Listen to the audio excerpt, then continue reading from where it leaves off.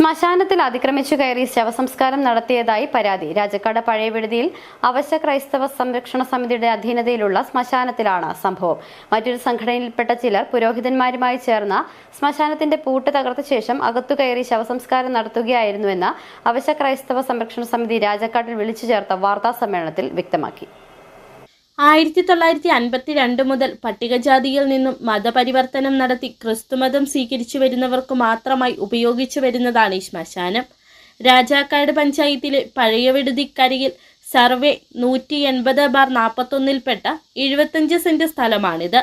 May 6-ന് സേനാപതിയിലെ 2 പുരോഹിതന്മാരായ father Babu Jacob, father George Jacob എന്നിവർ ചേർന്ന് തങ്ങളുടെ സമുദായത്തിന്റെ ഉടമസ്ഥതയിലുള്ള ശ്മശാനത്തിന്റെ പൂട്ട് തകർത്ത ശേഷം അകത്ത് കടന്ന് ശവസംസ്കാരം നടത്തുകയായിരുന്നുവെന്നാണ് പരാതി.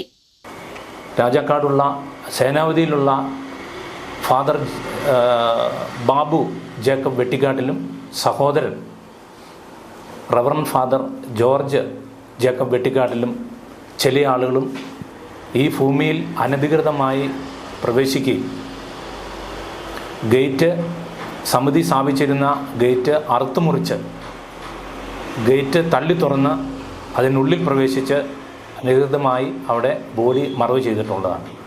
ശ്മശാനത്തിൽ അതിക്രമിച്ച് കയറി സംസ്കാരം നടത്തിയവർക്കെതിരെ കേസെടുത്ത് നിയമ നടപടി സ്വീകരിക്കണമെന്നും ആവശ്യപ്പെട്ടുകൊണ്ട് അവശ്യ ക്രൈസ്തവ സംരക്ഷണ സമിതി രാജാക്കാട് പോലീസിൽ പരാതിപ്പെട്ടിരിക്കുകയാണ്. രാജാക്കാട്ടിൽ വിളിച്ചു ചേർത്ത വാർത്താ സമ്മേളനത്തിൽ സമിതി ഭാരവാഹികളായ KC ഷാജി, M ജോർജ് കുട്ടി, PI Anil, Jijo K Jose, NJ Sunny, PY Roy, ND John, Joy Mathew എന്നിവർ പങ്കെടുത്തു. City vision, Rajakkad.